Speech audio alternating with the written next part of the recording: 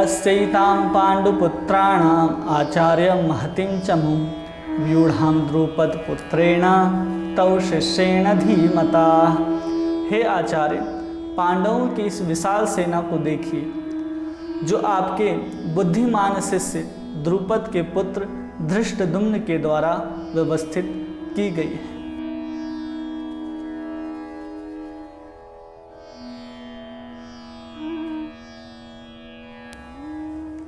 हरे कृष्णा। आप सभी का बहुत बहुत स्वागत है। हम लोग आज भगवत गीता के प्रथम अध्याय के तीसरे श्लोक की चर्चा करेंगे। पहले अध्याय में पूरी की पूरी जो सैन्य निरीक्षण चल रहा है कि कौन सेना किस ओर से लड़ने के लिए कौन व्यक्ति उपस्थित हुआ है, और इसी अध्याय में अर्जुन का विषाद भी भगवान के सामने प्रकट होता है। तो इसलिए इस अध्याय को कुछ लोग विषाद योग भी कहते हैं और कुछ लोग इसे कुरुक्षेत्र के स्थल पर सैन्य निरीक्षण भी कहते हैं। जिस अध्याय में तीसरे श्लोक में दुर्योधन अपने गुरु द्रोणाचार्य के पास जाता है और कहता है कि पश्येताम पांडुपुत्राणाम आचार्यं महतीं च मुं व्यूढ़ां द्रुपदपुत्रेण तव शिष्येन धीमता। कौन कह रहा है? दुर्योधन कह रहा है।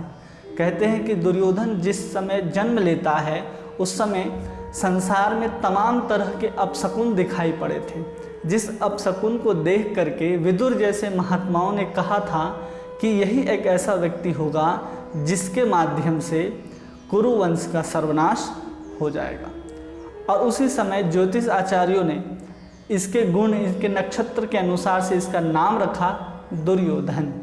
दुर्योधन कौरवों में धृतराष्ट्र के 100 पुत्रों में सबसे बड़ा पुत्र है और कह किससे रहा है? द्रोणाचार्य से। द्रोणाचार्य कौरव तथा पांडव दोनों के आचार्य हैं। दोनों को अस्त्र शिक्षा द्रोणाचार्य ने दी है। द्रोणाचार्य ऋषि भारद्वाज के पुत्र हैं जिन्होंने परशुराम से धनुर्विद्या सीखी है। द्रुपद है, वहाँ से कुछ राजनीतिक मतभेद होने के कारण वे वहाँ से आए थे और भीष्म पितामह ने इन्हें अपने पौत्रों के शिक्षा के लिए नियुक्त किया था। वे हैं द्रोणाचार्य। तो वहाँ पर द्रोणाचार्य के पास क्यों गया दुर्योधन?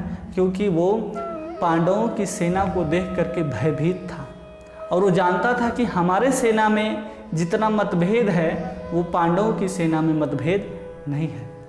इसलिए यहाँ पर कहा जाता है कि आचार्यं महतीं च मुं, आचार्य के पास जाता है और कहता है कि इस विशाल सेना को देखिए। किस विशाल सेना को? जिसको द्रुपद पुत्रेण, द्रुपद पुत्र कहने का आशय यह है कि जो आपका पुराना वैरी है, इतना बड़ा राजनीतिक है दुर्योधन की याद दिला रहा है, किसी को उकसा रहा है युद्ध में तैयार होने के लिए। अगर क्रोध आए तो सामने वाले प्रतिद्वंदी को युद्ध में आसानी से हराया जा सकता है। तो इस उद्देश्य से द्रोणाचार्य के पास गया है कि आप याद कीजिए कि आपके ही पुराने बैरी हैं, आपके पुराने शत्रु हैं द्रुपद, उसका पुत्र कौन है? धृष्टद्युम्न। उसने ही इस पांडवों की सेना की व्यूह रचना की है। और कहता है धीमतः, मतलब बुद्धिमान। क्यों? यहाँ पर जब धृष्टद्युम्न को बुद्धिमान कहने का कह रहा है, इसका अर्थ है कि वो द्रोणाचार्य को क्या कह रहा है? मंद बुद्धि कह रहा है। क्यों? इसलिए कह रहा है मंद बुद्धि क्योंकि द्रुपद ने जब यज्ञ किया था तो यज्ञ में जो पुत्र उत्पन्न हुआ था अस्त्र और शस्त्र के साथ, उस समय भविष्यवाणी हुई थी कि ये द्रुपद का पुत्र धृष्टद्युम्न ही द्रोणाचार्य का वध करेगा। और ये जानते हुए भी द्रोणाचार्य कि ये व्यक्ति हमारा वध करने वाला है, उसको शिक्षा दीक्षा दी थी, उसको अपने मरने का सब कुछ बता दिया था। द्रोणाचार्य इतने उदार थे, इसलिए जा कर के कह रहा है दुर्योधन धीमतः, कहता है धृष्टद्युम्न को, और द्रोणाचार्य को कहता है कि आप मंद बुद्धि हैं। इसलिए आचार्य तो दोनों के हैं, कौरवों के भी आचार्य हैं और पांडवों के आचार्य भी। दोनों को अस्त्र शिक्षा द्रोणाचार्य ने दी है। और कहीं वे उदार भाव से न लड़के कहीं निश्चिंत होकर के न लड़े कि वो भी हमारे शिष्य हैं और ये भी हमारे शिष्य हैं, इसलिए उकसाने के लिए गया था। और यहाँ पर द्रुपद पुत्रेण कहने का मतलब ये भी है कि द्रुपद पुत्रेण जो खास करके पैदा इसीलिए हुआ है कि वो द्रोणाचार्य का वध कर सके, और पांडवों ने उसी को अपना सेनापति नियुक्त किया था। ये याद दिला रहा है कि देखो पांडव आपके अब बैरी हो गए हैं, क्योंकि आपको जो मारने वाला है उसी को विशेष अधिकार देकर के उन्होंने सेनापति नियुक्त किया है।